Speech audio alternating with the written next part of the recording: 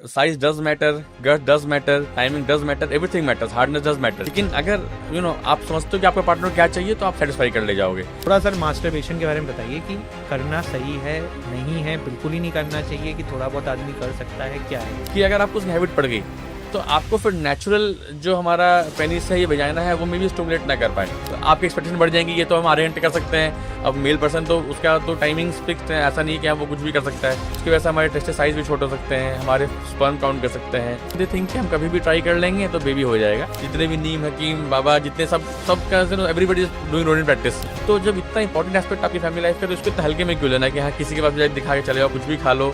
Sir testicles में pen क्यों होता है? जो कई बार यंग लड़के आते हैं हमारे पास, कहते हैं कि हमारी गर्लफ्रेंड है, हम ट्राई करते हैं, हो नहीं पाता, ये बहुत कम टाइम हो पाता है, कि नहीं कुछ भी हो मैं नहीं इलाज कराऊंगा, मैं डॉक्टर से नहीं जाऊंगा। हेलो डॉक्टर वेद भास्कर सर, स्वागत है आपका टॉक विद मानवेंद्र के इस पॉडकास्ट में।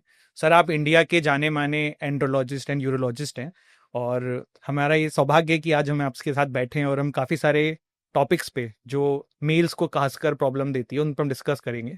सर मेरा सबसे पहला क्वेश्चन है कि सर एक बहुत डाउट होता है, आजकल हम सोशल मीडिया पे भी देखते हैं कि क्या सेक्स की आइडियल टाइमिंग होनी चाहिए। तो मुझे मौका मिला है तो मैं पहला आपसे क्वेश्चन पूछूंगा कि sir as a male what should be a good timing या आइडियल टाइमिंग फॉर सेक्स? देखिए frankly speaking there is no good और आइडियल टाइम एज सच। अगर आप किताबों की माने तो बुक्स कहती है कि आपके टाइम मोर देन 1 मिनट है प्रेजेंटेशन टाइम, तो वो उसको नॉर्मल मानते हैं। प्रीमेच्योर इजैकुलेशन माना जाता है लेस देन 1 मिनट टाइम को। But frankly speaking it depends on both the partners, because you need to understand कि आपका पार्टनर क्या चाहता है। समटाइम्स वो कहता है कि पार्टनर आपके कहेगा कि हाँ मुझे जल्दी जल्दी करना है, हमें कहीं जाना है, कुछ और काम है, कहीं ब्रेक ऑक्युपाइड है, तो आपको उस समय यू शुड बी फास्टर। कभी आपका होता है कि नहीं हमारा मन है कि हम थोड़ा सा उसको लंबा ले चले, एंजॉय करें साथ में, तो उस समय आपको तो टाइम बढ़ाना है, थोड़ा सा टाइम लंबे टाइम तक आप लोग को अपने एक्ट में लगना चाहिए। अब इसमें प्रॉब्लम्स हो सकती हैं कि सपोज मान लो वो चाहता है लंबा टाइम करना, बट या उसको उसकी बॉडी अलाउ नहीं कर रही है, उसको फिजियोलॉजी में कुछ इश्यूज हैं जो नहीं कर पा रहा है। ऐसे केसेस में क्या होता है कि पेशेंट को आई मीन जो जो पर्सन है, पार्टनर है, उसको थोड़ा सा ये ध्यान रखना चाहिए कि जो इंटरकोर्स है that's not the only act of sex, उसके आगे पीछे बहुत कुछ होते हैं। तो अगर आप फोर प्ले में काफी टाइम स्पेंड कर रहे हैं, सपोज आप 10-15 मिनट फोर प्ले कर लिया, फीमेल पार्टनर ऑलरेडी अच्छे खासा अराउज हो चुकी हैं, तो उसके समय अगर आप 2-3 मिनट भी कर पाएंगे तो that might be sufficient for her. लेकिन आप बस आए और आपने सब कुछ बिना कुछ करे सीधा इंटरकोर्स शुरू करते, maybe partner might not satisfied within 2-3 minutes, maybe even 10 minutes might be less for her. तो depend from person to person and situation time to time. And then आपकी मेंटेलिटी क्या है उस समय, आप क्या चाहते हो, क्या सोच रहे हो, क्या आपका मन है उस समय, एंड सो उस हिसाब से आपको कम्युनिकेट करके आपस में, and that way should take it further. Sir ये जो प्लेजर होता है, ये मैंने एक जगह पे पढ़ा था कि मेन को जल्दी मिल जाता है, वुमेन को टाइम लगता है। तो आपको क्या मतलब, ये जो हमने पढ़ा ये सही ये पढ़ा है? बिल्कुल सही है। जो अराउजल पार्ट होता है फीमेल्स का ग्रेजुअल होता है, they take some time to get aroused. Males का इमीडिएटली अराउजल हो जाता है। तो इसलिए वी शुड जब उन्हें टाइम लगता है तो हमें, because she is a human being, we should not कोई इनएनिमेट ऑब्जेक्ट तो है नहीं कि हमें बस अपना पार्ट देखना है। इमोशंस है, साइकोलॉजिकल चीजें होती हैं, तो आपको थोड़ा सा टाइम देना पड़ेगा उनको अराउज होने के लिए। तो इट्स ऑलवेज सजेस्टेड कि फोर प्ले का बहुत इंपॉर्टेंट रोल है। And I can say with guarantee कि अगर आपने अच्छा फोर प्ले करना आपको आता है या आपने किया है, तो फीमेल पार्टनर्स यूजुअली सेटिस्फाइड होती हैं। एंड ऑर्गेजम भी दोनों लोग का अलग अलग होता है। मेल्स का क्या है, जब अराउज हुआ, इंटरकोर्स करा, स्पर्म डिस्चार्ज हुआ एंड पेशेंट का हो गया, उसका ऑर्गेजम हो गया। बट फीमेल्स में क्वाइट डिफरेंट, उनका ऑर्गेजम कई बार वो डिफरेंट डिफरेंट तरीके से करती हैं। Sometimes it is during the sexual act, sometimes they can orgasm do orgasm by using the clitoral stimulation बाद में। और some girls have females have nipple as the main source of erotic points. So आपको वो अपने partner में ढूंढने पड़ेंगे आपको कि उनको कौन सा पॉइंट जो सबसे एरोटिक फील होता है, कहाँ से उनको ऑर्गेजम जल्दी होता है। And once you find that out, and once she finds it out कि हाँ उनके एक्चुअल वो पॉइंट्स कौन से हैं, then you can easily make her do orgasms. Sir foreplay के बारे में हमने बहुत पढ़ा है, बट एज ए डॉक्टर मैं आपसे ये जानना चाहता हूँ कि इसके पीछे की साइंस क्या है, कि क्या फोरप्ले के लिए चीजें जो हैं वो साइंस जो इसके पीछे है, तो क्या फोरप्ले में करना चाहिए एज ए मैन? अगर हम करना मतलब हम कुछ सोच रहे हैं कि यार ठीक है हम आज यही करने की कोशिश करते हैं, या कोई इस वीडियो को देखने के बाद फोरप्ले करना शुरू करे, तो उसको थोड़ा आप गाइड करिए कि क्या क्या चीजें जो हैं इसमें वो ट्राई कर सकता है। देखिए आप अब broadly speaking, foreplay does not start at the bed, it starts even before that. आपकी वाइफ है, आपके पार्टनर है, आप डेली कैसे ट्रीट करते हैं उनको, कितना रिस्पेक्ट देते हैं, कितना आप उनसे कनेक्टेड हैं। मान लो सपोज वो अपने जॉब में, आप अपने जॉब में हैं, आप दिन भर कितना फोन से उनसे कनेक्ट कर रहे हैं, कितनी बार मैसेज कर रहे हैं, कितनी बार बात करने की कोशिश कर रहे हैं। तो वो सब चीजें कहीं ना कहीं कनेक्टेड फील कराती हैं उनको। फिर जब आप जो एंड वो सेम केमिस्ट्री फिर आपको बेड पे नजर आएगा। अगर आप दिन भर उनसे मतलब ही नहीं रखेंगे कि हाँ वो कहाँ आप कहाँ कोई मतलब नहीं है, और आप सडनली फ्रॉम नोवेयर आप रात में बोलेंगे कि हाँ मुझे इंटरकोर्स करना है, तो she might not be so much interested. तो the chemistry should start, it should be ongoing. ऐसा नहीं है कि हाँ कोई एक टाइम में हमें करना है। हाँ बस ठीक है, वंस यू स्टार्ट कि हाँ मुझे इस एक्ट में अब आना है, तो उसके लिए आपको ऑब्वियसली जो प्राइवेट पार्ट्स होते हैं उनके वो सेंसिटिव होते हैं, एंड उसमें सब सेंसिटिव एरियाज अलग अलग हो सकते हैं। जैसे मैंने कहा बहुत लेडीज उनके उनके जो निबल्स होते हैं वो बहुत सेंसिटिव होते हैं। कुछ लोग के क्लाइटोरल स्टिमुलेशन से इनको हेल्प मिलती है। तो कुछ लोग ओरल सेक्स से ही अराउज होते हैं। तो आपको अपने पार्टनर से बात करनी पड़ेगी, सब कुछ ट्राई कर देखना पड़ेगा कि हम क्या करने से हमें पार्टनर को अच्छा लग रहा है और उसको अराउजल आ रहे हैं, एंड देन उस ऑर्गेजम की तरफ बढ़ रही है, and then once you know it then you can do it again and again. तो दिस इज एडवांटेज होता क्या है कि आजकल यंग लड़के या यंग जनरेशन हमारी है वो कि they keep on changing partners, ये सब बहुत कॉमन हो गया है आजकल। तो sometimes even before they know कि हाँ क्या सही है क्या गलत है, जो चीजें होनी चाहिए वो हो रही नहीं हो रही हैं, पता लगा कि उन्हें अब सेटिस्फैक्शन नहीं मिला either of the partner, and then चीजें चेंज हो गई। तो हमारे जो पूर्वज लोग कहते थे, पहले जो लोग कहते थे कि हाँ, जैसे मेरे जो प्रोफेसर थे, हम हमसे जब भी कोई कपल मिलने आता था उनसे कि हमें सेक्सुअल इश्यूज हैं, ये है वो है, अनमैरिड कपल्स, तो कहते थे बेटा पहले शादी करके आओ फिर बात करेंगे।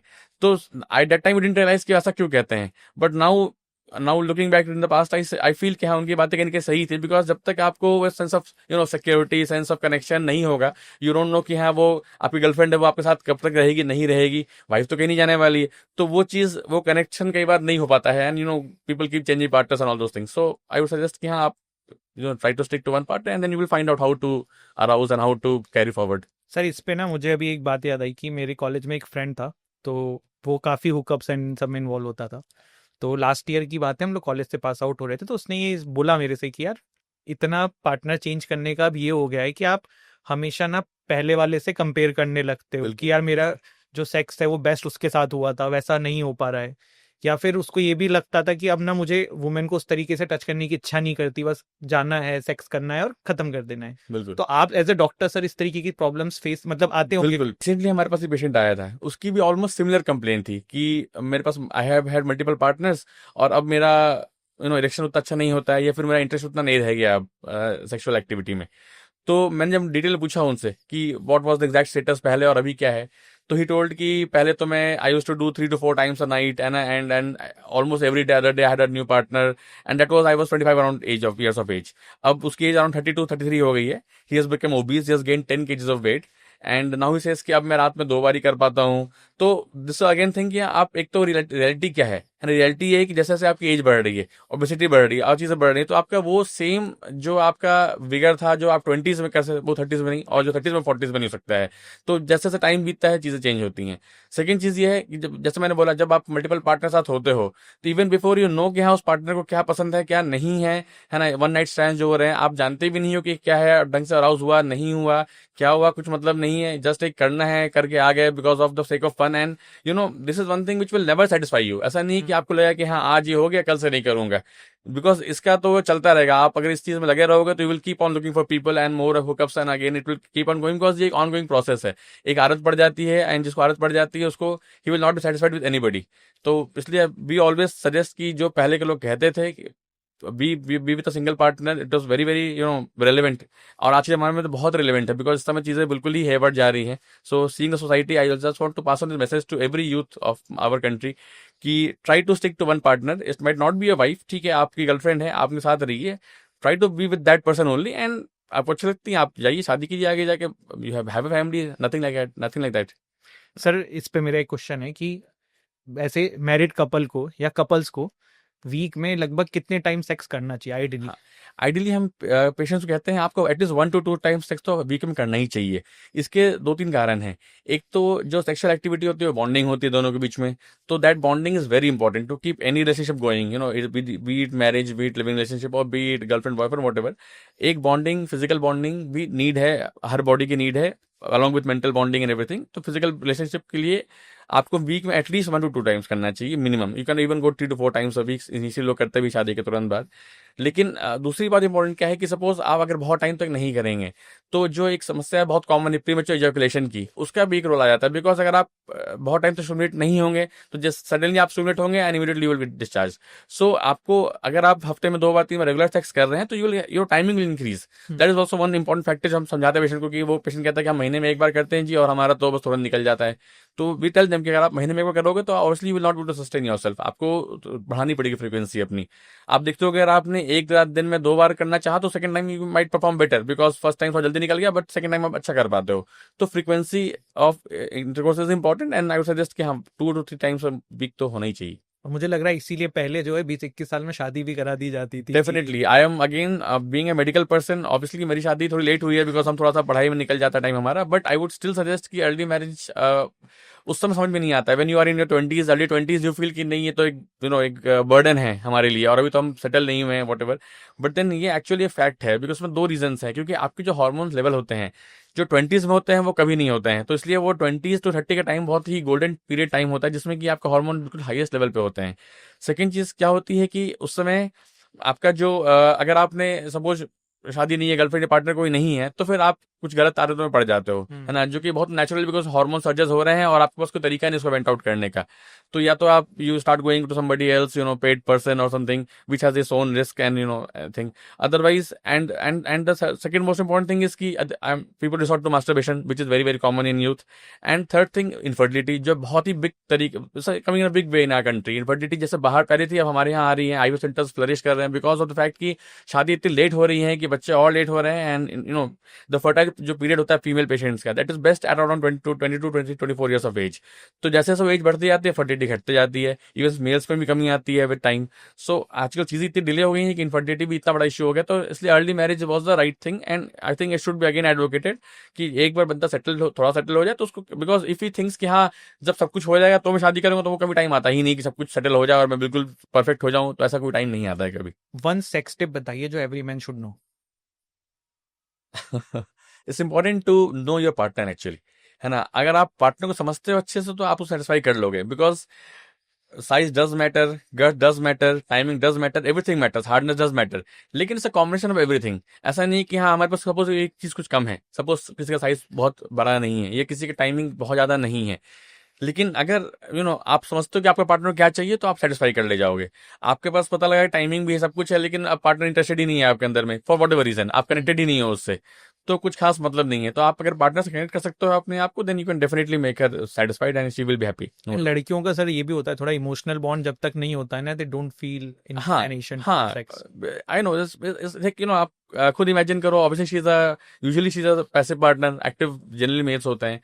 तो मतलब इस काइंड ऑफ आप उसको पेनिट्रेट करने जा रहे हो जब तक आप उससे मेंटली कनेक्ट नहीं होगे, है ना। It's difficult for her even. And we say कि अरेंज मैरिज में हम कहते हैं पेशेंट्स के लिए कि डोंट थिंक कि हाँ मतलब आप अगर फर्स्ट वीक में नहीं परफॉर्म कर पा रहे हो तो कुछ बहुत पेशेंट हमारे पास आते हैं इनिशियली की शादी होगी सर अब हमसे हो ही नहीं रहा है, परफॉर्मेंस एंग्जाइटी बोलते हैं, परफॉर्मेंस प्रेशर बोलते हैं। तो हम कई बार पेशेंट को समझाते हैं कि आप ये सोचते हो कि हाँ अरेंज मैरिज हुई है, आप you don't know her from before, वो भी पहली बार मिली है आपसे, और आप जैसे जो दिखाते हैं फिल्मों में या जो माइंड में बैठा होता है कि हाँ फर्स्ट नाइट में थिंग्स शुड हैपन, ऐसा नॉर्मल लाइफ में नहीं होता है। You take your time, give her time and gradually once you know her well, she knows you well, जैसे टाइम बीतेगा आप, ऐसा कोई रीजन नहीं है कि कोई यंग लड़का है या यंग लड़की है तो ना कर पाए, जब तक ये कोई साइकोलॉजिकल ब्लॉकेज नहीं है या फिर कुछ ऐसी प्रॉब्लम हो गई कि हाँ मान लो किसी को स्पाइनल कॉर्ड इंजरी हो गई, चोट लग गया, इरेक्शन नहीं आ रहे, that's a different issue. But otherwise young लोगों में कोई ऐसे कारण नहीं होते कि वो परफॉर्म ना कर पाए other than psychogenic. It's mainly psychogenic ED बोलते हैं हम यंग लोगों में, and it can be dealt easily.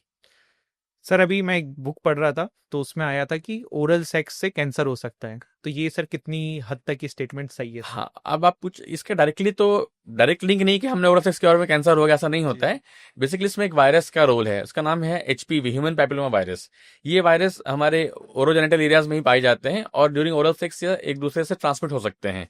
और ये देखा गया है कि यूजुअली ये फीमेल से मेल्स में ज्यादा कॉमन है ट्रांसमिशन, और ये इमीडिएटली तो नहीं असर करते हैं लेकिन over a period of time this can lead to development of throat cancers या माउथ कैंसर्स, इसको जो कह सकते हैं। ये इसके लिए आपको प्रोन बनाता है, specially people who have multiple partners. Usually अगर आपके अपने पार्टनर साथ आप करते हो तो उतना हाई रिस्क नहीं है, लेकिन multiple partners are is a high risk state, so usually should avoid doing it. Sir अभी आपने बोला कि फीमेल से मेल के होने के ज्यादा चांसेस है, जबकि हम ना जब भी ओरल सेक्स की प्रॉब्लम्स या ये सब सुनते हैं ना, तो ज्यादातर यही दिमाग में रहता है कि ये मेल टू फीमेल की बात हो रही है। तो थोड़ा सर ये बताइए मुझे, आपने क्यों कहा? हाँ, नहीं डेफिनेटली देखिए, जैसे अगर हम बाकी इन्फेक्शन की बात करें, जो एसटीडीज हम उसको बोलते हैं, लाइक HIV हो गया या क्लामाइडिया इन्फेक्शन होते हैं, आपके सिफिलिस वगैरह होता है, ये हमेशा मेल टू फीमेल ज़्यादा ट्रांसमिट होते हैं। बट HPV यूजली फीमेल्स में ज़्यादा कॉमन है, एंड वहाँ से मेल्स में इसलिए ज़्यादा आना आसान है। HPV के लिए अभी इतना ड्राइव चला है, इसके लिए वैक्सीन आ गई है, थैंकफुल वैक्सीन मार्केट में आ गई है। एंड अब इसमें रिकमेंडेशन ये है कि एवरी फीमेल अराउंड 9 एंड उनका एक एज ग्रुप में, young female before with sexual active, उनको वैक्सीनेशन लगा लेना चाहिए। उससे एडवांटेज ये रहता है कि जो चांस ऑफ सर्वाइकल कैंसर वगैरह उनमें भी होते हैं, या वो काफ़ी हद तक कम हो जाते हैं, और ऑब्वियसली फिर ट्रांसमिशन कम हो जाएगा उसका। तो इसलिए इसके HPV के लिए केस में स्पेशली ये ट्रू है। बाकी जितने भी STDs होते हैं वो जनरली मेल टू फीमेल ज़्यादा ट्रांसमिट होते हैं।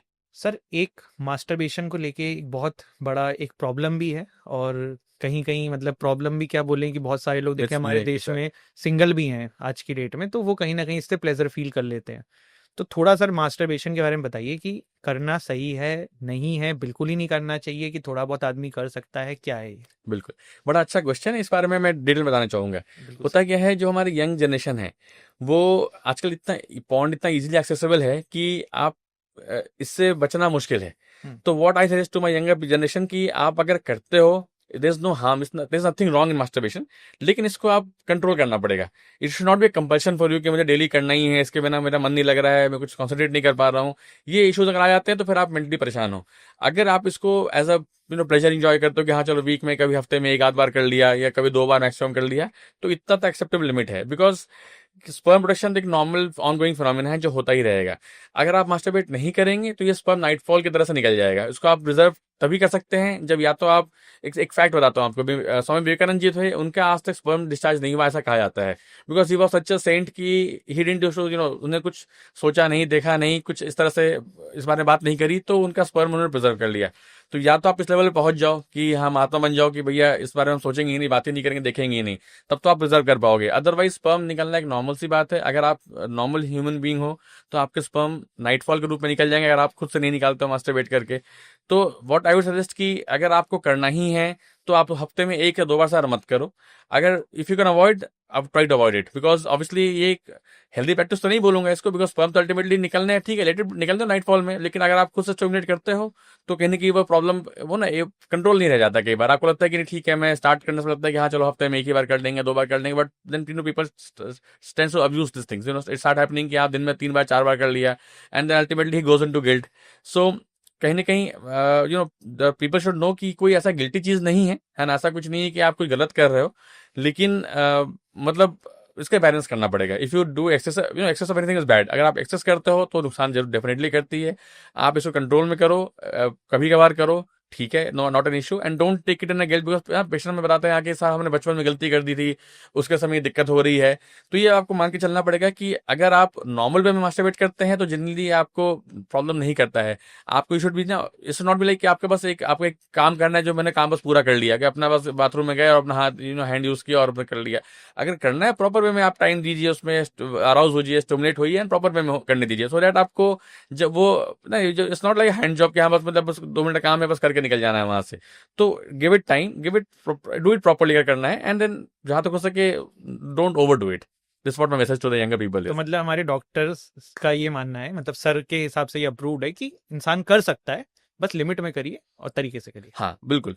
It's also part of pleasure. हाँ, बात प्रेशर, एंड बिकॉज ये अगर आप नहीं करेंगे तो नाइटफॉल में निकल जाएगा। उसके लिए भी अच्छा, कई पेशेंट हमारे पास आते हैं जो हमें, यंग लड़के हमारे स्पेशली आके बताते हैं कि साहब हमारे नाइट में निकल जाता है सीमेंट। हमने कहा ठीक है, तो नॉर्मल सी बात है। They are actually they are not, इसमें ना एजुकेशन का भी रोल है, बिकॉज फैमिली एजुकेट करती नहीं है, बच्चे को पता नहीं होता है आफ्टर प्यूबर्टी कि हाँ ये निकलना नॉर्मल है, अब नॉर्मल है, नहीं पढ़ाया जाता, स्कूल में पढ़ाया नहीं जाता है, घर में चैप्टर ही क्लोज करा देते थे। घर में कोई डिस्कस नहीं करता है।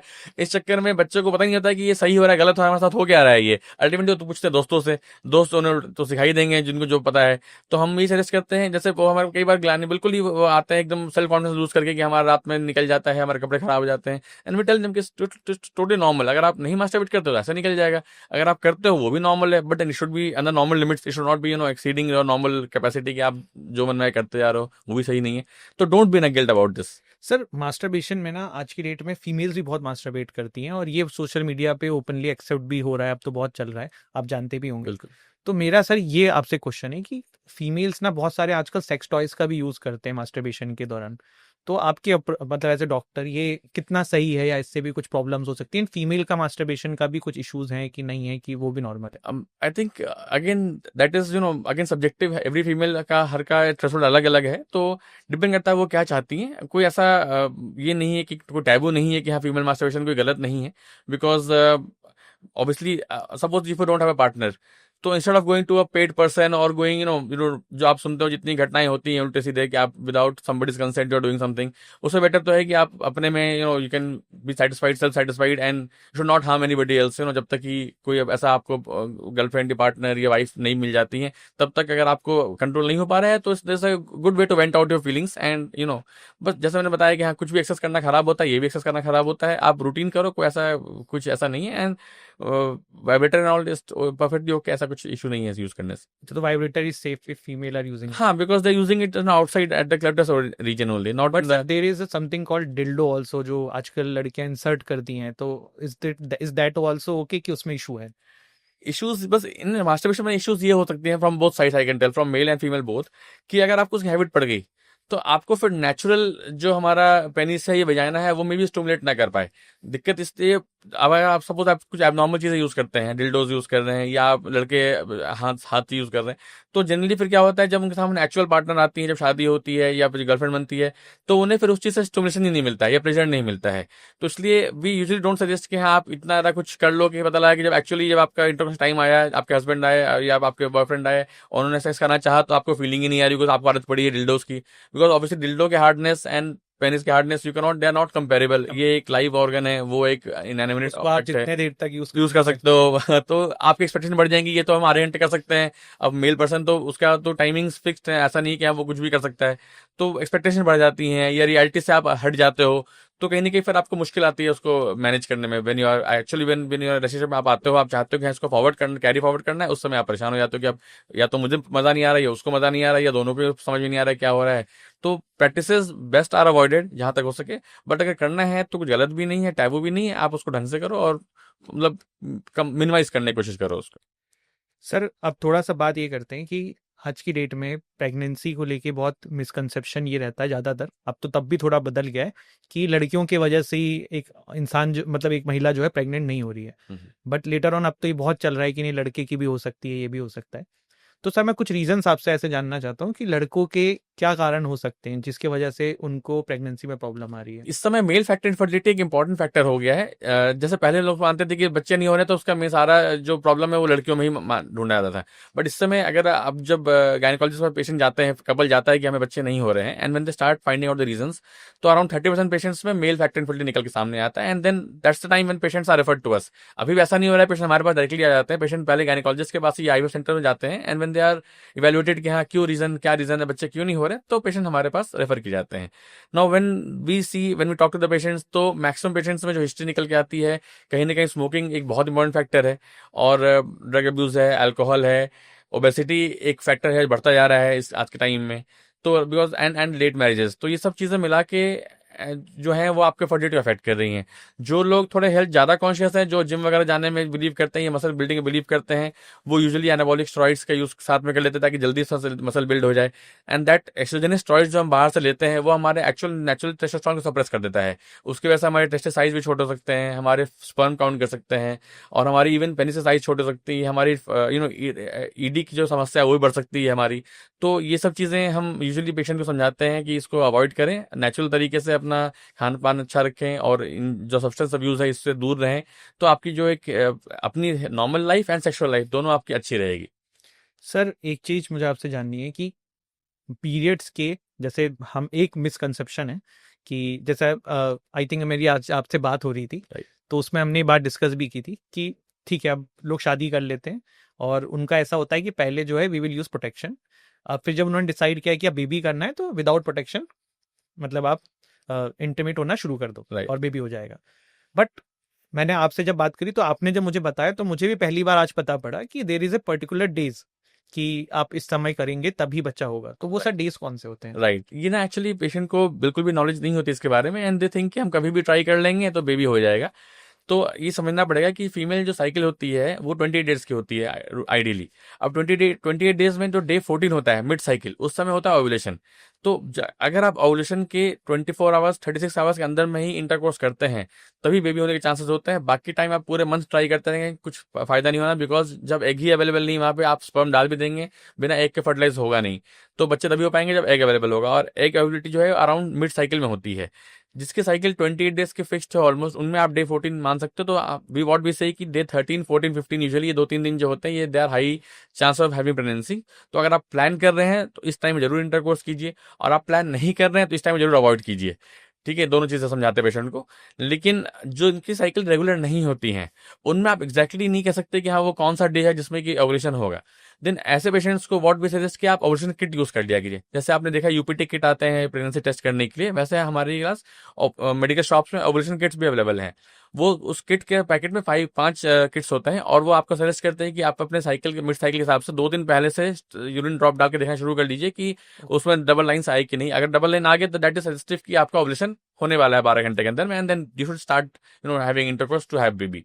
तो दिस इज इजी मेथड। अगर आपको समझ में नहीं आ रहा है कि ओवुलेशन कब हो रहा है, आप किट मंगाइए एंड किट यूज करना शुरू कीजिए। सब कुछ उसमें लिखा है डिटेल में कैसे उसको यूज करना है, and then you can exactly know कि हमें बेबी के लिए कब प्लान करना है। सर ये अभी बहुत आपने नई चीज़ बताई, क्योंकि प्रेगनेंसी किट तो हम हर तरफ देखते हैं, ये ओव्यूलेशन किट जो होती है ये पहली बार सुनने को मिला है। सर अब इसी पे मैं आगे बढ़ता हूँ, प्रेगनेंसी की हम बात कर रहे हैं। आजकल एक प्रॉब्लम होती है कि मेन जो है विथ एज थोड़ा सा सेक्सुअल डिजायर्स उनकी कम हो जाती हैं, ऑफ कोर्स टेस्टोस्टेरोन लेवल भी कम होता है। Right. तो पहले सर मैं आपसे जानना चाहता हूँ कि आइडियल टेस्टोस्टेरोन लेवल एक आदमी के लिए होना क्या चाहिए? इसकी वैल्यूज जो है वो लैब टू लैब बहुत वेरी करती हैं। नॉर्मली जो हमारे लैब्स देते हैं वो समवे बहुत बड़ा रेंज देते हैं, 130 150 से लेकर 900 1000 तक रेंज आता है डिफरेंट डिफरेंट लैब्स में। बट नॉर्मली भी सही कि 250 300 से ऊपर तो रहना ही चाहिए फॉर अ गुड आपको आपके अंदर में एक अच्छा फील करने के लिए। आपको testosterone level should be, western countries में आप जाएंगे तो वहाँ लेवल और बढ़ा देते हैं, 350 मिनिमम मानते चलते हैं वो लोग वहाँ पे। तो बट इंडिया में हम जो रेगुलर देखते हैं, जो हम जब टेस्ट कराते हैं, तो patients with 250 200 230 240 they are doing quite well, they are not complaining anything of any some sort of deficiency. So what I feel कि इंडिया के लिए अगर 200 से ऊपर टेस्टोस्टेरोन लेवल चल रहा है तो पेशेंट यूजुअली सिम्टोमेटिक नहीं होते हैं। हाँ, अगर 200 या उससे कम है, पेशेंट सिम्टोमेटिक है, लाइक पेशेंट कहते हैं कि हाँ मुझे वीकनेस लगता है हर समय, या आई फील डिप्रेस्ड, या मुझे मेरा सेक्स करना मन ही नहीं करता है ना, या फिर मैं करने जाता हूँ तो ईडी की समस्या भी आ रही है, और भी लाइक लेथार्जिक फील करते हैं, तो कहीं ना कहीं आपको टेस्टोस्टेरोन लेवल देखना चाहिए करा के कि क्या ऐसा तो नहीं कि टेस्टोस्टेरोन लेवल लो है इनका, इसके वजह से ये सारे सिम्टम्स आ रहे हैं इनको, and which is quite common after 40-45 years of age, जिसको हम एंड्रोपॉज के नाम से भी आजकल कहते हैं। जैसे फीमेल्स में मेनोपॉज, ऐसे मेल्स में एंड्रोपॉज का नाम दिया गया है। तो ये एक हमें रेगुलर चेक करना चाहिए, एंड अगर पेशेंट सिम्टोमेटिक है तो टेस्टोस्टेरोन थेरेपीज, रिप्लेसमेंट थेरेपीज भी आती हैं, इजीली अवेलेबल हैं, उनका अच्छा खासा रोल है, and patient feel quite good about after it. हाँ, लेकिन उसमें एक इश्यू बस ये है कि टेस्टोस्टेरोन थेरेपी जो हम दी जाती है उसमें कई सारे साइड इफेक्ट्स भी होते हैं। तो इट्स नॉट फॉर एवरीबडी। जहाँ जिसको रिक्वायरमेंट है अपने यूरोलॉजिस्ट एंड्रोलॉजिस्ट से कंसल्ट करके, एंड सारे जो टेस्ट होते हैं, जो टिक मार्क करने होते हैं कि सब टेस्ट नॉर्मल है पेशेंट्स के, वो कराने के बाद ही टेस्टोस्टेरोन थेरेपी शुरू करनी चाहिए if required, if patient symptomatic and he needs it. Sir जैसे आज पॉडकास्ट से पहले ना मैं इन टॉपिक्स पे रिसर्च कर रहा था, क्योंकि हमें पॉडकास्ट इस पे करना था। तो मैंने एक चीज़ देखी सर कि बहुत लोगों का जो टेस्टोस्टेरोन कम होता है वो डिप्रेशन के शिकार होते हैं, बट उनको ना डॉक्टर ज़्यादा डिप्रेशन वालों के पास भेज देते हैं। Right. और उनकी डिप्रेशन की दवाई चला दी जाती है, वो स्लीपिंग पिल्स और ये खाते हैं। वहीं जैसे सर आपने अभी बोला कि दो फॉरेन में 350 400 से कम नहीं नहीं मानते मानते नॉर्मल, बट हमारे इंडिया में मैंने देखा कि 240 एक आइडियल लैब्स का वो रहता है। बिल्कुल। तो इसमें भी सर फिर मैंने जब और रिसर्च किया तो पता पड़ा कि एज के हिसाब से भी है। अगर किसी 27-28 साल के, 24 साल के, 20 साल के बच्चे का अगर 240 से 300 है, हाँ, तो ये गलत है, तो नहीं कम होना है, चाहिए। बिल्कुल। तो सर थोड़ा सा मुझे आप इस पे बताइए कि क्या ये जो 240 का आंकड़ा हम लोग लेके चलते हैं ये सबके लिए सेम होना चाहिए कि नहीं? नहीं, डेफिनेटली ये सबके लिए सेम नहीं, और ये इवन एवरी डे वेरी करता है। तो अगर हमें टेस्टोस्टेरोन नापना भी है तो उसके भी क्राइटेरियाज हैं कि आपको early morning between 8 to 11 sample देना है। बेटर अगर आप इफ फास्टिंग सैंपल दे सकते हैं, आप अगर फास्टिंग में रहें तो ज़्यादा अच्छी रिपोर्ट आती है। एंड वी शुड नॉट जज बाय वन सैंपल, आपको एटलीस्ट 2 सैंपल देने हैं टू प्रूव समबडी का है इसको टेस्टोस्टेरोन की कमी है। एंड आइडियली जैसा आपने डिस्कस किया है कि हाँ यंग एज में लेवल ज़्यादा होने चाहिए, जैसे जैसे एज घटती है लेवल थोड़े कम भी रहेंगे तो चलते हैं, अगर पेशेंट सिम्टम्स ना हो तो वी कैन स्टिल मैनेज। लेकिन फ्रेंकली स्पीकिंग वेस्टर्न कंट्रीज में टेस्टोस्टेरोन रिप्लेसमेंट का कॉन्सेप्ट बहुत ही तगड़ा है, जो कि हमारे देश में अभी तक उतना पिकअप नहीं कर पाया है। इस बारे में हम खुद सोचते हैं कि हाँ, पेशेंट्स को जैसा आपने बताया डिप्रेशन दवाई दी जाती है, ईडी की दवा दी जाती है कि ईडी के लिए आप टेडोल्फिल खा लो या और भी वैगरह ले लो, लेकिन जो उसका रूट कॉज है, अगर वो सपोज एंड्रोपोस्टेरोन बढ़ रहा है और उसका टेस्टोस्टेरोन लेवल्स कम है, तो उसको नहीं ट्रीट करके अगर हम सिर्फ उसको टेडोल्फिल देते रहेंगे तो उसको उतना आराम नहीं मिलेगा जितना कि हम इस दोनों साथ में मिला के देंगे कि हाँ, टेडोल्फिल भी लो आप साथ में एंड टेस्टोस्टेरोन भी लो। हार्मोन पार्ट ये मैनेज करेगा एंड वैस्कुलर पार्ट वो मैनेज करेगा, तो दोनों दवाएं मिलकर बेटर काम करेंगी। बट देन ये पार्ट यूजुअली नेग्लेक्टेड है इंडिया में, बिकॉज इसके साइड इफेक्ट ज्यादा है, तो लोग डरते भी हैं देने से, कहीं ना कहीं डॉक्टर्स भी डरते हैं, डॉक्टर्स भी देते हैं, कहीं ना कहीं प्रिस्क्राइब डरते हैं। And second is I think जो मेन इशू ये है कि इसका ओरल फॉर्मुलेशन जो है उसके एब्जॉर्प्शन इतने अच्छे नहीं होते हैं, तो जनरली इंजेक्शन पे पेशेंट को रखा जाता है। अब इंजेक्शन हर महीने हर 3 से महीने लगाना पेशेंट्स के लिए भी थोड़ा कम्बरसम होता है, तो वो स्टार्ट तभी करते हैं जब पेशेंट बिल्कुल ही जिसको जरूरत है, या फिर पेशेंट को लगता है कि इसके बिना काम नहीं चलेगा, तभी पेशेंट उसके लिए रेडी भी होता है कि हाँ चलो इंजेक्शन लगवा लेंगे। वरना दवा खाना इजी है हर आदमी के लिए, बट मेडिसिन आर, इंजेक्शन से डरता भी है डरता थोड़ा। है आदमी, but medicine are available, but then they are not so effective.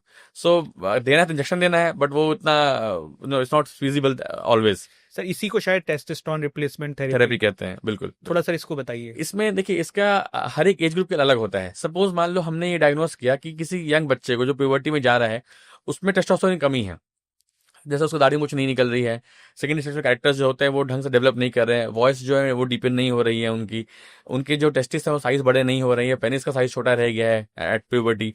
तो इसकी जिम्मेवारी माँ बाप की होती है कि वो अपने बच्चे का टाइम पे चेकअप कराते रहें, और जो लगता है कि ऐसी कोई दिक्कत है तो अपने एंड्रोलॉजिस्ट, यूरोलॉजिस्ट या एंडोक्राइनोलॉजिस्ट से भी मिल कर सकते हैं एंड इसका ट्रीटमेंट करा सकते हैं। बिकॉज ये जो टाइम है इसका, इस समय ट्रीटमेंट पूरी तरह पॉसिबल है। अगर किसी के टेस्टोस्टेरोन लेवल्स लो हैं, उसके अगर सिम्टम्स उसको आ रहे हैं, अगर आपने टेस्टोस्टेरोन थेरेपी स्टार्ट कर दी उसके लिए रिप्लेसमेंट, तो बच्चा इंप्रूव कर जाएगा और 20-22 साल तक होते हो तो नॉर्मल हो जाएगा वो। लेकिन अगर आपने किसी सेम प्रॉब्लम 22 साल में डिटेक्ट की किसी की अगर, या 25 साल में करी, तो ऑलमोस्ट टाइम निकल चुका होता है हाथ से, फिर कुछ खास कर नहीं पाते हैं। यूजुअली ऐसा कई बार होता है कि पेशेंट को प्रॉब्लम्स हैं और पेशेंट शादी के बाद हमारे पास आते हैं कि शादी हो गई है इसको, लेकिन इसमें तो इरेक्शन ही नहीं आ रहे हैं ढंग से, या इसके टेस्टिस छोटे रह गए हैं, दोनों टेस्टिस जो हैं।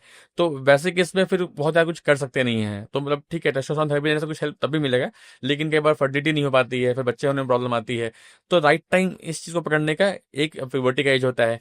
फिर एक सेकंड जो इंपॉर्टेंट टाइम होता है वो होता है 40-45 वाले एज ग्रुप में, जिसमें कि टेस्टोस्टेरोन लेवल्स डिक्लाइन होना शुरू हो जाते हैं। उस समय अगर पेशेंट सिम्टम्स आ रहे हैं ईडी के या डिप्रेशन के या इस टाइप के, पेशेंट लो फील कर रहा है, ये मसल मास उसके खत्म हो रहे हैं, उसका फैट बढ़ता जा रहा है, तो एक बार एक टेस्टोस्टेरोन लेवल्स करा के जरूर देखना चाहिए कि क्या ये रीजन हो सकता है उसके सारे प्रॉब्लम्स का। और अगर ये रीजन है तो that is the next important time जहां आपको टीआरटी स्टार्ट करने का इंडिकेशन है। और अगर पेशेंट उस सारे कैटेगरी फिट बैठता है, सारे चेक जो उसके टिक बॉक्सेस वो चेक करता है कि हाँ सब कुछ सही है उसके, जैसे उसके कार्डियक रेट देखा जाता है, उसके देखा जाता है कि थ्रोम्बोसिस के इवेंट्स के चांसेस कितने हैं उसके अंदर में है, उसके ब्लड में हीमोग्लोबिन कितना है, उसमें पीसीबी हेमाटोक्राइट कितना है, ये कुछ पीएसए कितना है उसका, प्रोस्टेट के स्टेटस, तो सब चीज चेक मार्क करके सब चीजें सही है तो आप you can start with TRT and the patient will definitely improve. Sir TRT के साथ ना एससीजी को भी बहुत एक जादुई वो बताते हैं कि यार पहले तो मैंने एससीजी के बारे में सर ये सुना है, मुझे नहीं पता कितना सही है, कि प्रेग्नेंट वुमेन के यूरिन से बनाया जाता है। अब टीआरटी में सर एससीजी का क्या रोल होता है, थोड़ा बताइए सर। हाँ, बेसिकली एक रिकॉम्बिनेंट एचसीजी बोल्स को कहते हैं हम लोग, यूरिन से निकलता है इसको बनाते हैं। इसमें ये इसका रोल ये है कि जो आप टेस्टोस्टेरोन सप्लीमेंट देते हैं यंग, जिसमें हम बात कर रहे थे अभी कि हाँ यंग बच्चों में देना पड़ता है जिनकी प्यूबर्टी नहीं आ रही है, डिलेड प्यूबर्टी है, वॉट एवर रीजन, उस केस में जब बच्चा आता है चाइल्ड बेयरिंग एज में, जब उसे फर्टिलिटी करनी है, उस समय आप उसको टेस्टोस्टेरोन देंगे बाहर से, तो वो आपके एक्चुअल जो हमारे स्पर्म्स प्रोडक्शन को रोक देता है। तो स्पर्म प्रोडक्शन अगर हम चाहिए तो हमें एचसीजी सप्लीमेंट करना पड़ता है टीआरटी बंद करके वहां पे, सो दैट वो नेचुरल तरीके से काम करती है। एचसीजी एक बेसिकली हार्मोन है जो हमारे ब्रेन से निकलती है और स्टिमुलेट करती है हमारे नेचुरल साइकिल को, एफएसएच, एलएच एंड टेस्टोस्टेरोन जो पाथवे होता है उसको स्टिमुलेट करती है। तो उससे करने से वैसे वो नॉर्मल जो स्पर्म जेनेसिस का जो प्रोसेस होता है कि आपके स्पर्म बनते हैं वो स्टार्ट हो जाता है उससे।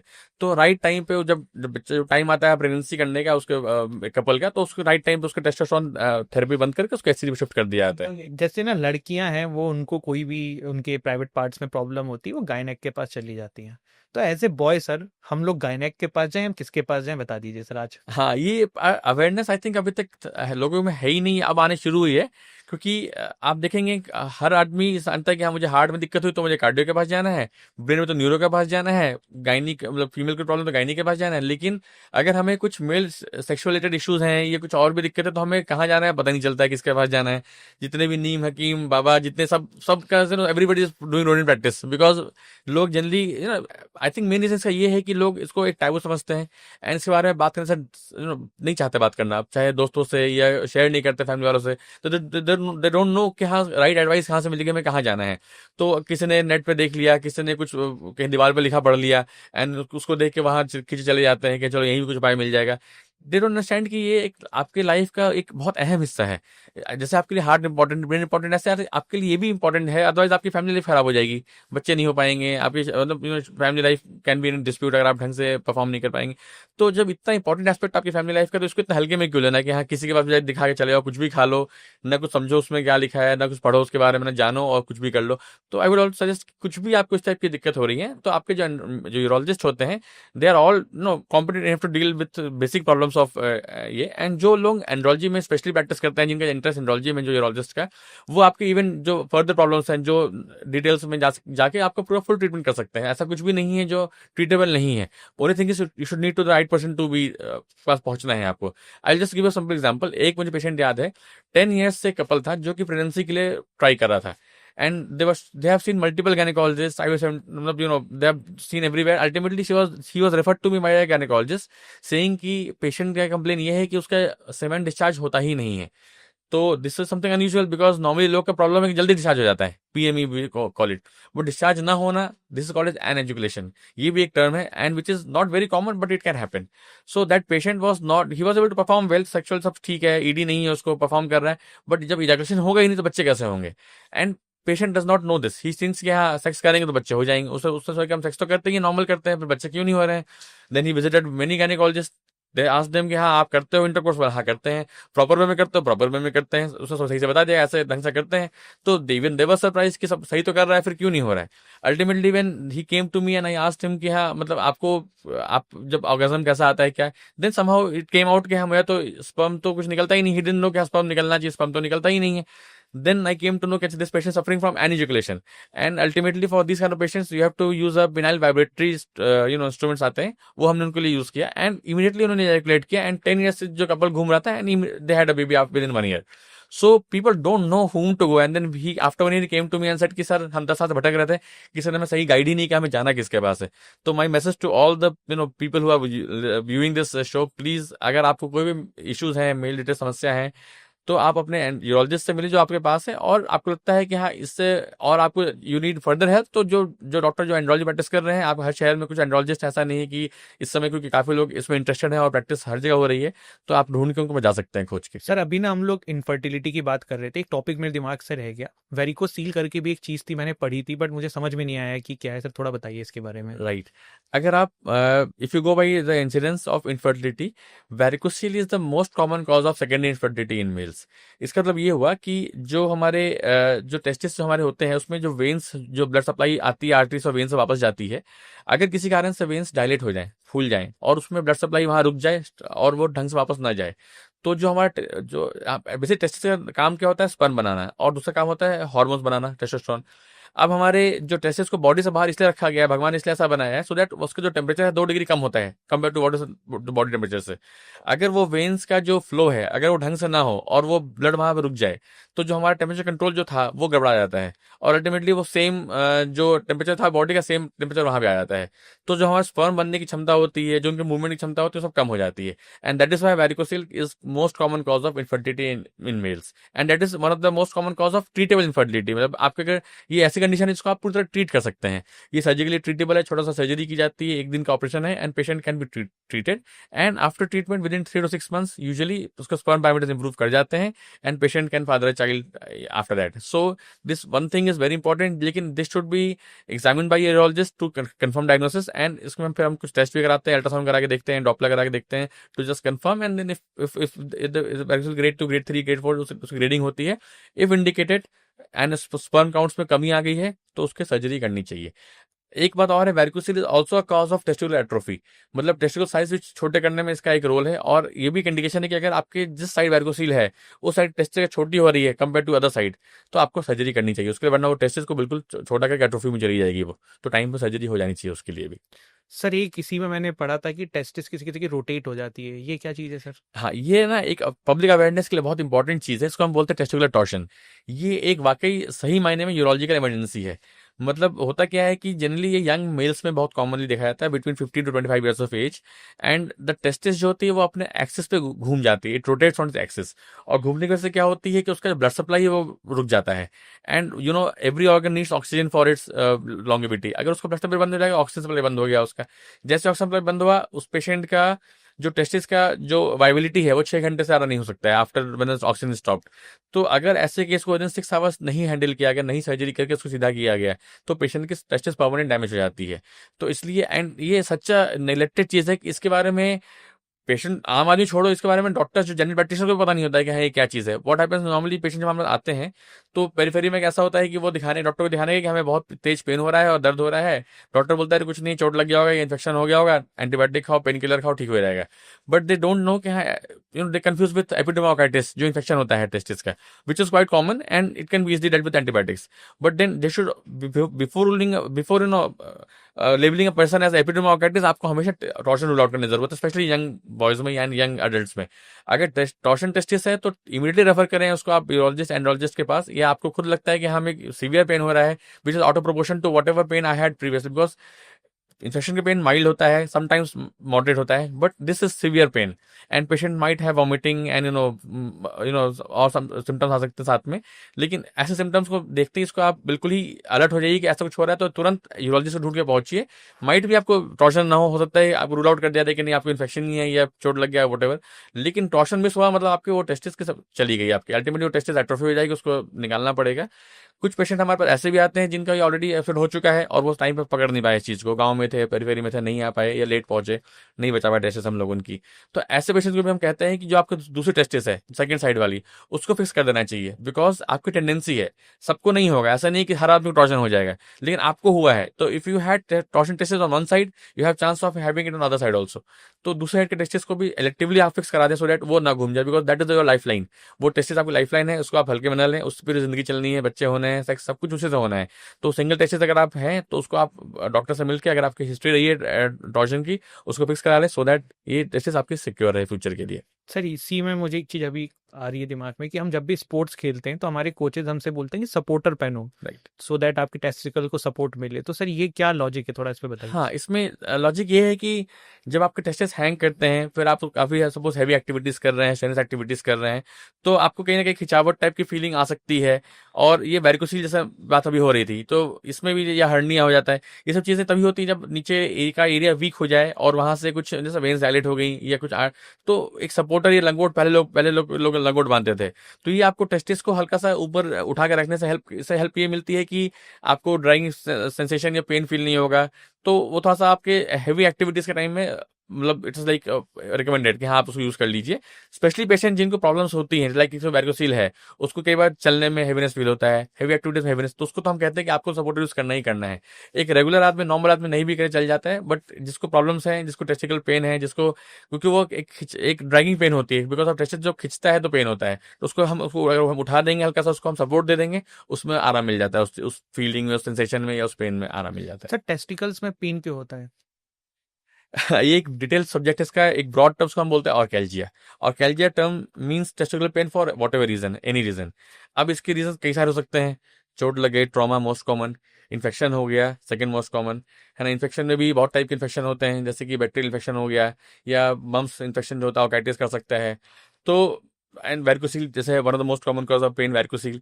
तो they are multiple causes and सब कभी कभी कॉज नहीं मिलता है। Some patients are really troubled with this orchialgia thing, and if आप देखोगे सारी रिपोर्ट्स नॉर्मल है उनकी, कहीं कोई प्रॉब्लम नहीं निकलती है। तो यूजुअली फिर ऐसे पेशेंट्स को हम counselling and then we have some conservative management options जिसको हम देते हैं। समटाइम्स इसे न्यूरोलॉजिकल कुछ ना कुछ नर्व से कनेक्शन है कि हाँ ऐसा कुछ हो गया है कि आपको पेन फील होता है ब्रेन में आपके।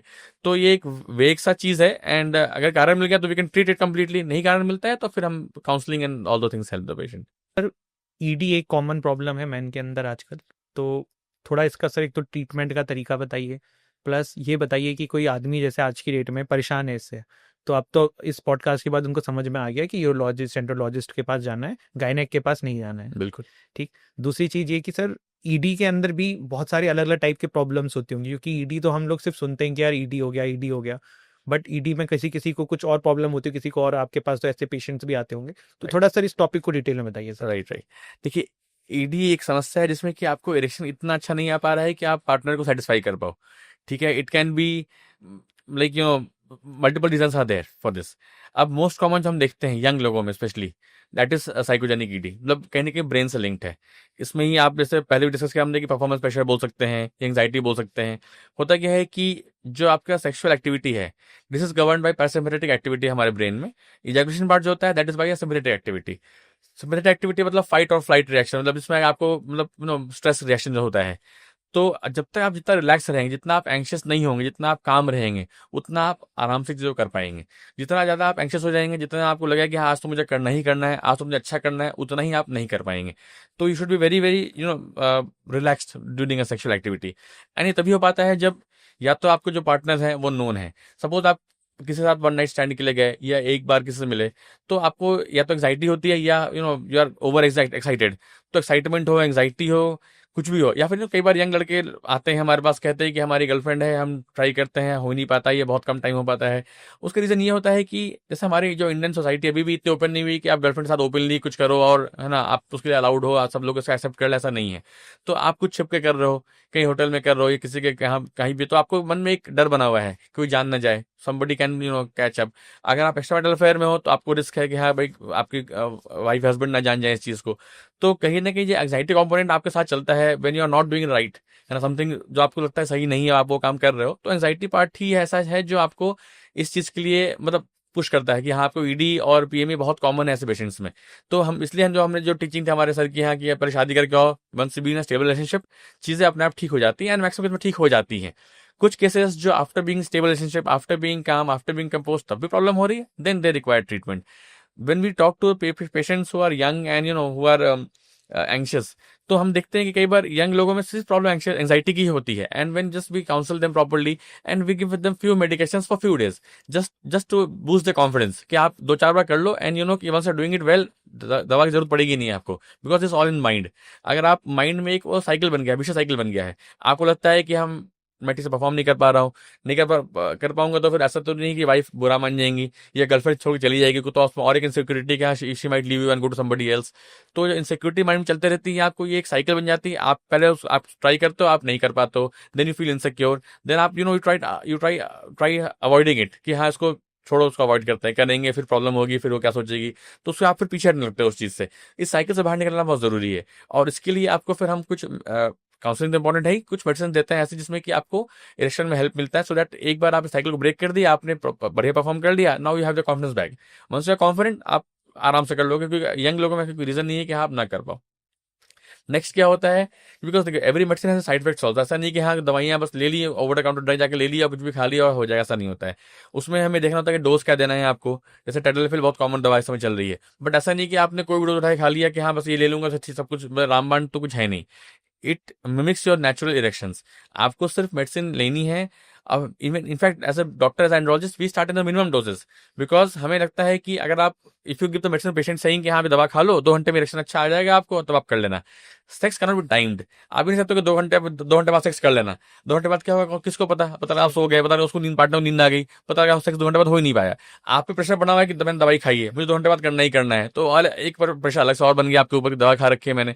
तो हम व्हाट वी सजेस्ट कि आप लो डोज में आप डेली खाओ, take it at any time what you want, and when you try in the natural way, तो ये आपको बूस्ट करेगी आपके इरेक्शन को। तो that's a way to start about it, and then depending if requirement जा रहा है तो फिर डोज बढ़ाते हैं डिपेंडिंग पेशेंट के ऊपर, patient to patient. But usually patient who have psychogenic AD respond to low dose treatment also। उसके बाद नेक्स्ट ट्रीटमेंट आता है, सपोज मेडिसिन आपने फुल डोज देके देख लिया, फायदा नहीं पूरा मिल रहा है, तो we have something called intracavernous injections, जिसमें कि कुछ इंजेक्शंस आते हैं मिक्स्ड, 2-3 दवा bi mix and tri mix कहते हैं उसको हम लोग। उसमें 2 दवा या 3 दवा मिला के बनाई जाती है। उसका एक इंसुलिन सिरिंज, जो पतली सी सिरिंज होती है, उसमें हम उसको इंसर्ट के देते हैं पेशेंट को। ओपीडी में हम ट्राई करते हैं कि पेशेंट के बेस्ट डोज क्या होगा, सो दैट इरेक्शन बहुत लंबा भी ना चले, एंड बिल्कुल मतलब अराउंड। पेनिस पे लगता है, बटक पे? हाँ, it is in the penis, base of penis पे लगाते हैं हम लोग विद इंसुलिन सिरिंज। बहुत ही पतली पतली होती है, तो पेनफुल नहीं होता है इतना, बट पेशेंट्स आर एप्रीहेंसिव, तो they need counselling, they need time. उनको दिखाना पड़ता है ओपीडी में करके कि हम ऐसा लगाते हैं, इसको आप देखिए एंड आपको इससे आराम मिलेगा। And once they start having relief with it, they understand the logics, तो यूज कर सकते हैं इसको हम लोग। थर्ड नंबर पे कुछ अभी थेरेपीज, रिसेंट थेरेपी जिस समय मार्केट में आई है, उसमें एक इंपॉर्टेंट आया है low intensity shock wave therapy, जो एक इम्पोर्टेंट अभी इसका उस पर ट्रायल्स चल रहे हैं और कई जगह स्टडीज में प्रूव भी हो चुका है ये कि 7 out of 10 मैन जो दवा से फेल्ड हैं, मेडिसिन फेल्ड हैं, उनमें थेरेपी काम कर रही है। ये एक नॉन इन्वेजिव थेरेपी, जिसमें कि हमें कुछ पेशेंट को पेन नहीं होना है, ना हमें उसमें कुछ इंजेक्शन लगाने हैं, ना हमें उसमें कुछ पेशेंट को टच करना है। एक जो पेनिस में हम लोग उस मशीन से शॉक वेव्स दी जाती है, low waves shock waves, and it is given for few settings, like हफ्ते में एक बार बुलाते हैं हम लोग, एंड पेशेंट को हम आधे घंटे 1 घंटे का सेटिंग्स देते हैं। इससे क्या होता है कि it starts forming new blood vessels in your penis. जैसे जो मेडिसिन टैडल्फिल है या वैग्रा है, इसका काम होता है कि आपके ब्लड वेसल्स में को थोड़ा डायलेट कर देना, सो दैट ब्लड का फ्लो बढ़ जाए। लेकिन वेसल्स तो लिमिटेड ही है, आपकी जितनी है उतनी ब्लड वेसल्स है। जो ये मशीन है, शॉक वेव मशीन, ये क्या करती है कि आपके ब्लड वेसल्स को बढ़ा देती है, नंबर वेसल बढ़ा देती है, इट फॉर्म्स न्यू वेसल्स। तो आपका ब्लड फ्लो जो है मल्टीपल टाइम्स बढ़ जाता है उसकी वजह से, and if required even if you take medicine over it, तो वो और उसको डायलेट भी कर देता है। तो both of them have a very good combined effect. तो इसका भी हम लोग अच्छा खासा यूज कर रहे हैं। इसके बाद नेक्स्ट आप अगर आप पूछेंगे तो एक फिनाइल इम्प्लांट्स करके बहुत इंपॉर्टेंट, एक रिसेंटली बहुत एक फैशन में चल रहा है, ट्रेंड में, and young people are quite like fascinated to बस फिनाइल इम्प्लांट्स। बट यहाँ पे मैं कुछ चीजें क्लैरिटी करना चाहूंगा। Penile implants no doubt is the ultimate treatment for ED, जिससे कि अगर हमें लगता है कि हाँ कुछ और काम नहीं करी, तो फिनाइल इम्प्लांट्स तो है ही हमारे पास। क्या होता है सर इसमें? हाँ, तो पिनाइन इम्प्लांट के बारे में लोगों की धारणा है कि बस ये इसको लगा डाला, लाइट जिंगल डाला, मतलब वो वाले जो आप फ्रेश सुना होगा आपने कि बस ये लगा लिया, सोल्यूशन सारा हो गया सब चीज का। बट ये नहीं है, पिनाइल इम्प्लांट्स के इंडिकेशन बहुत सेलेक्टेड होते हैं। मतलब वो what we suggest for the young people, it is a last resource for you. इसको आप अवॉइड करें जहां तक कर सकते हैं।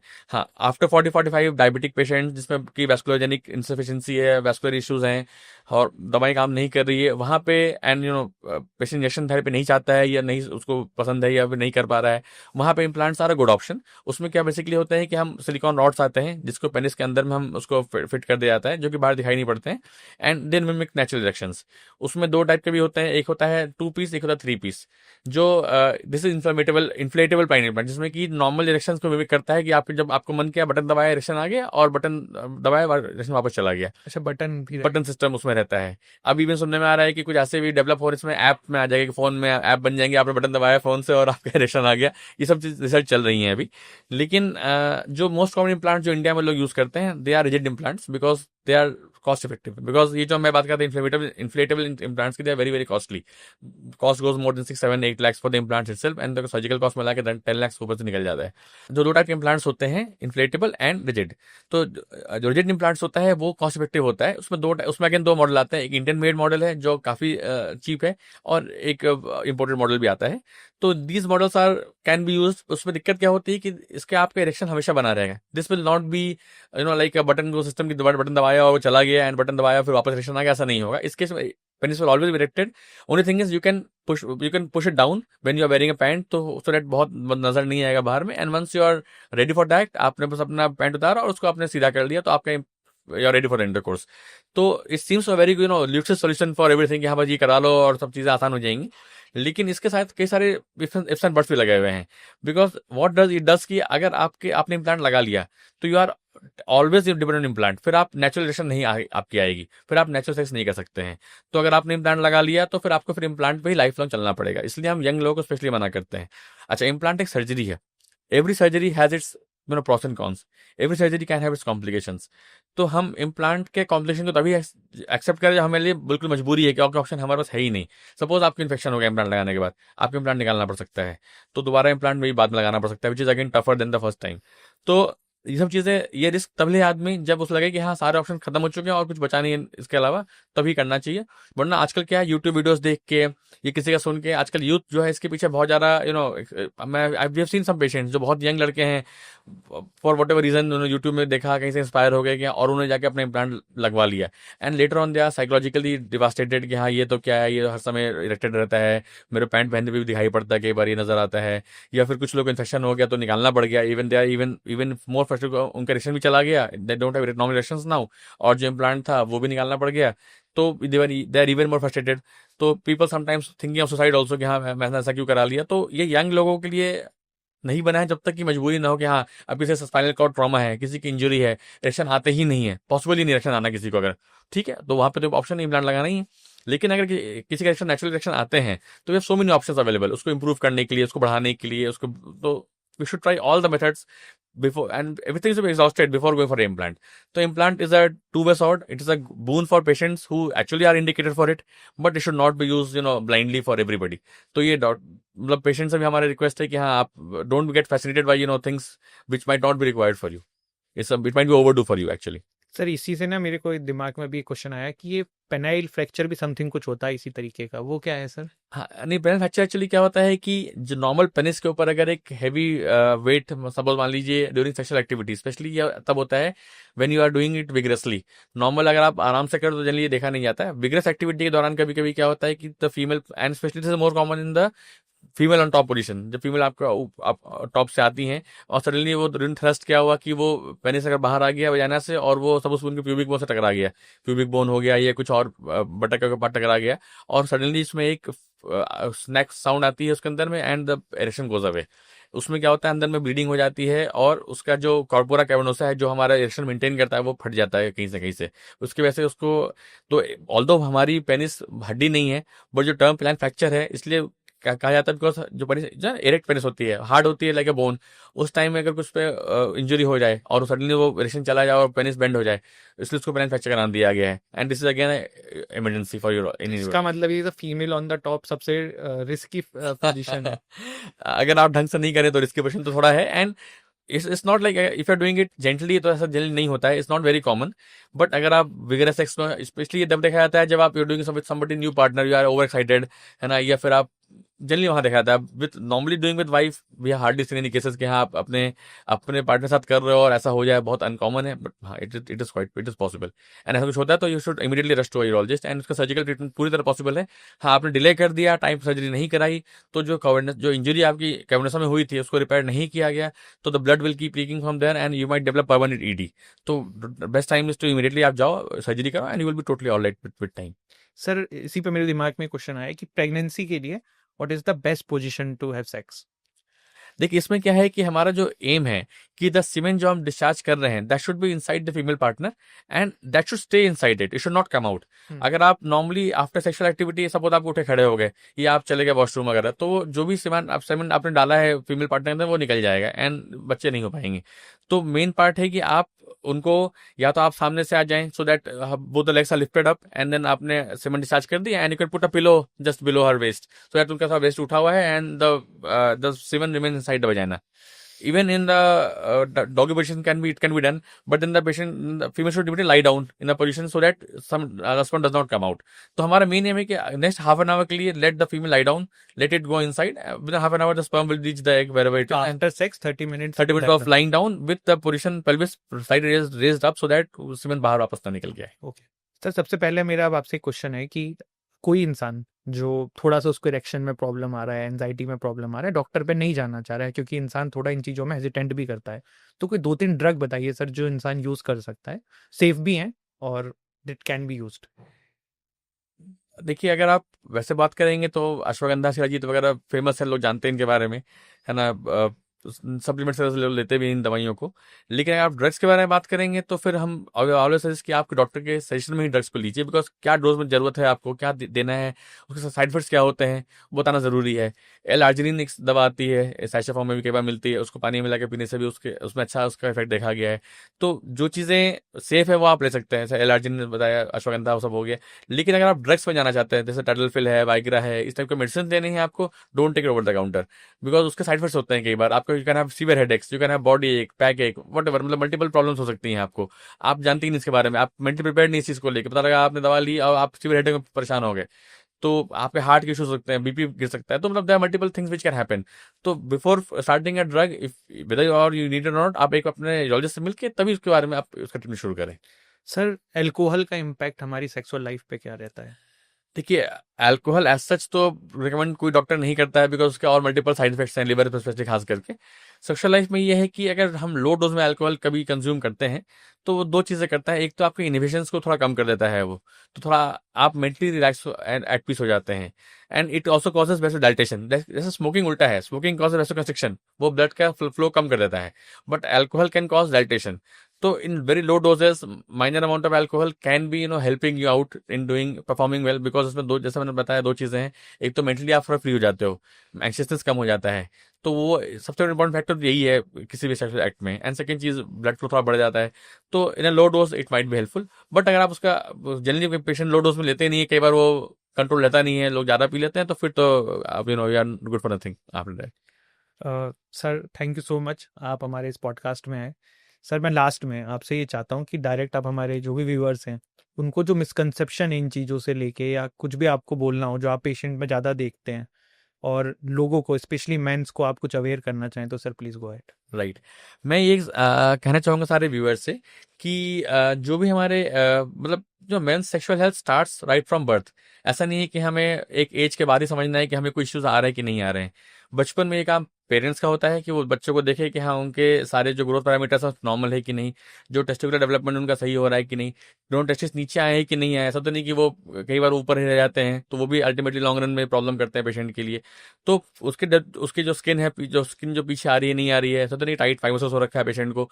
तो it starts right from the when the child is born. उससे इसको लेके there is a continue monitoring कि आप देखते रहो कि हाँ बच्चे का सब डेवलपमेंट सही चल रहा है नहीं। प्यूबर्टी टाइम में हम डिस्कस किया हमने कि हाँ उसके जो कैरेक्टरिस्टिक्स है वो आ रहे नहीं आ रहे, सेक्सुअल कैरेक्टरिस्टिक्स, उसके जो डेवलपमेंटल जो ग्रोथ है ना, होना चाहिए बॉडी का, मसल मास का, बोन्स का, वो सब ढंग से हो रहा है कि नहीं हो रहा है। वरना उस टाइम आपको जब भी लगे कि हमें कुछ दिक्कत फील हो रही है तो आपको अपने डॉक्टर से मिलना चाहिए। यूथ लोगों में कई बार हम देखते हैं कि हाँ they have lot of misconception, जो आई होप इस पॉडकास्ट माध्यम से काफी कुछ क्लियर हुआ होगा। बट स्टिल आपको कुछ भी डाउट लगता है अपने अपने आप को, अपनी सेक्सुअलिटी को लेके, अपने आप को लेके, अपनी इमेज को लेके, don't, I mean, better to discuss with a doctor rather than your friends, and people who don't have much idea about it। या गूगल में पढ़ने से अच्छा है कि आप एक डॉक्टर से मिल लीजिए, इट्स जस्ट कंसल्टेशन, आप जाके मिल जाओ, आप एक बार मिल लोगे, आपको बहुत कई सारी चीजें क्लियर हो जाएंगी। फिर जैसे जैसे एज बढ़ती है, आप you are married, your family life starts, तो उसमें अगर आपको इश्यूज आ रहे हैं, बच्चे नहीं हो रहे हैं, या ईडी की दिक्कत आ रही है, या पीएमई की प्रॉब्लम आ रही है, then again you should consult a proper andrologist और यूरोलॉजिस्ट कि हाँ इसको ढंग के दिखा के प्रॉपर इलाज कराया जाए। Why should you suffer in silence? आप सफर कर रहे हो, आपकी वाइफ सफर कर रही है, पार्टनर सफर कर रहे हैं, है ना, and then you everything gets ruined। Sometimes people come to at level of divorce also कि हाँ इसके डाइवोर्स भी, एंड कोर्ट ऑल्सो अलाउज क्या ऐसी इश्यूज है तो आपको डाइवोर्स आराम से मिल जाता है। तो ये नौबत क्यों आने देना? उसके पहले आप sometimes is a male ego कि नहीं कुछ भी हो मैं नहीं इलाज कराऊंगा, मैं डॉक्टर नहीं जाऊंगा, तो why to have it? And you should always think कि हाँ दूसरी पार्टनर जो है उसके लिए भी उसका भी सेटिस्फाइड उतना ही इंपॉर्टेंट जितना आपका है, तो उसके लिए आप प्रॉपर इलाज करेंगे and you should be fine. उसके जैसे जैसे एज बढ़ती है, जैसे हम डिस्कस कर रहे थे कि हाँ 40-45 के बाद एंड्रोपॉज आना शुरू होता है, हार्मोन्स की कमी आती है, डायबिटीज, ओबेसिटी, स्मोकिंग, अल्कोहल, इन चीज़ों से आपको प्रॉब्लम बढ़ती है, इनको अवॉइड करें। अगर इश्यूज आ रहे हैं तो डॉक्टर से मिलिए। कहीं ना कहीं ईडी एक मार्कर भी है आपके हार्ट के कंडीशन के। अगर आपको ईडी जल्दी आ रही है तो उसके अंदर आपके हार्ट के भी इश्यूज शुरू हो रहे हैं, तो उसके लिए आपको हम ये भी कहते हैं कि अपने कार्डियोलॉजिस्ट से भी कंसल्ट कर लें एक बार कि कोई हार्ट की मेरी समस्या सामने ना आ जाए, क्योंकि आजकल आप देख रहे हैं यंग लोगों में भी एम वगैरह बहुत कॉमन हो गया है। तो with age, and then जैसे एज बढ़ती है, then prostate starts growing, and then it can lead to multiple problems in urination, and sometimes even cancers, which are most common in old age। तो every men of every age has some of other issues which can be worrisome for the patient, and you should never hesitate। आप अपने doctor से मिलिए और अपना proper अपने doctor से बात करके चीज़ें को क्लियर कीजिए एंड प्रॉपर इलाज कराइए। Thank you so much sir for coming here, और आपके बिजी शेड्यूल से आपने समय निकाला, एंड काफ़ी इन्फॉर्मेटिव पॉडकास्ट था और काफ़ी कुछ सीखने को मिला। Thank you so much sir. It was my pleasure, same, and I hope जो हमारे दर्शक हैं उनको लाभ मिलेगा। Thank you thank sir. You.